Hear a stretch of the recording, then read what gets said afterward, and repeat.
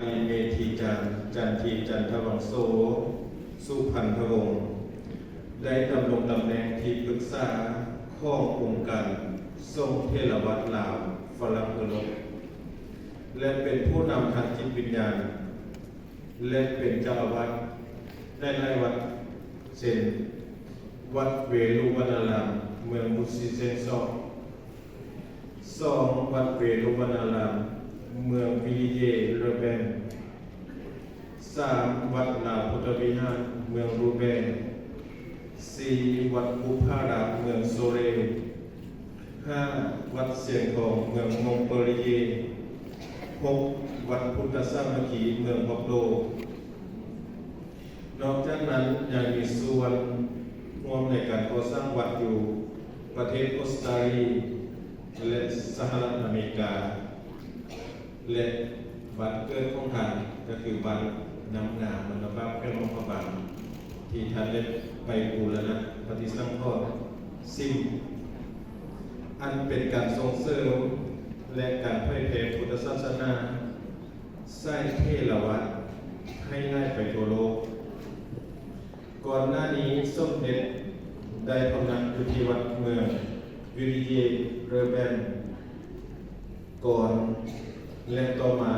ด้วยเหตุผลด้วยความบ่สะดวกบรรดาสาธุชนผู้มีศรัทธาได้คาบนิมนต์ให้ท่านได้ไปพำนักอยู่เมืองซามิกีแขวงเซนเนมันแต่เนื่องจากระยะทางที่ห่างไกลจึงเห็นให้การเดินทางของพุทธศาสนิกชนเป็นไปด้วยความลำบากด้วยความห่วงใยและความปรารถนาที่จะอยู่ใกล้ชิดกับพุทธศาสนิกชนเพิ่นจึงได้ปรึกษากับอุบาสิกาสร้างทางเพื่อค้นหาพื้นที่สำหรับการก่อสร้างวัดใหม่ต่อมาทางเมืองมุสีเซนซอกได้มอบที่ดินสำหรับการก่อสร้างวัดใหม่เพื่อเริ่มต้นการลงทุนก่อสร้าง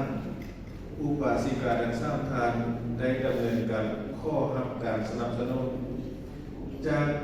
มือหลักเจ้าฟ้าสายโซริยาวงศ์สว่างซึ่งเป็นผู้ประธานการสนับสนุนต่อโครงการกองกุศลนี้ด้วยความเมตตาพุทธศาสนิกชนทุกเชื้อสายได้ร่วมแห่งร่วมใจกันอย่างเต็มกำลังเพื่อให้การก่อสร้างวัดแห่งนี้คือวัดมุสีเซนซอกวัดเวรุวนารามให้สำเร็จผลการก่อสร้างได้เริ่มขึ้นในปีพุทธศักราช 2554 ปีคศ 2011 และสำเร็จในปีพุทธศักราช 2557 คือปีคศ 2014 ปัจจุบันวัดเวรุวนารามเมืองมุสีเซนซอกได้กลายเป็นศูนย์กลางพุทธศาสนาที่สำคัญซึ่งมีองค์ประกอบอันสมบูรณ์ตามประเพณีที่สำคัญคือมีศาลามีกุฏิและมีซิมอันเป็นอุโบสถสำหรับการประกอบพิธีทางศาสนาด้วยศรัทธาแห่งการได้ความภาคเพียรอันบ่ย่อท้อวัดแห่งนี้จึงได้ถูกสร้างขึ้นตามคติประเพณีของชาวลาวเราคือการสร้างวัดและการอุปถัมภ์คำสู่พระพุทธศาสนานำเป็นมหากุศลอันยิ่งใหญ่แต่สมเด็จก็บ่ได้เพียงแต่สร้างวัดจากไม้และหินปูนเท่านั้นเพื่อนยังได้สร้างวัดอีกแห่งหนึ่งขึ้นในดวงใจของพวกเราท่านทั้งหลายคือวัดทางนางสิ้นธรรมมื้อนี้พวกเราทั้งหลายได้มาพร้อมกันอยู่ในสถานที่นี้ด้วยความเคารพอย่างสูงและความไว้อาลัยอย่างสุดซึ้งเพื่อแสดงความกตัญญูกตเวทีและถวายความอาลัยแด่สมเด็จพระอุปาลีเมธีจันทีจันทวังโสสุพันธวงศ์ ผู้ซึ่งในอุทิศชีวิตทั้งหมดเพื่อพระพุทธศาสนาตามคำสอนในมหาปรินิพพานสูตรคือว่าสรรพสัตว์ทั้งหลายที่เกิดขึ้นจากเหตุและปัจจัย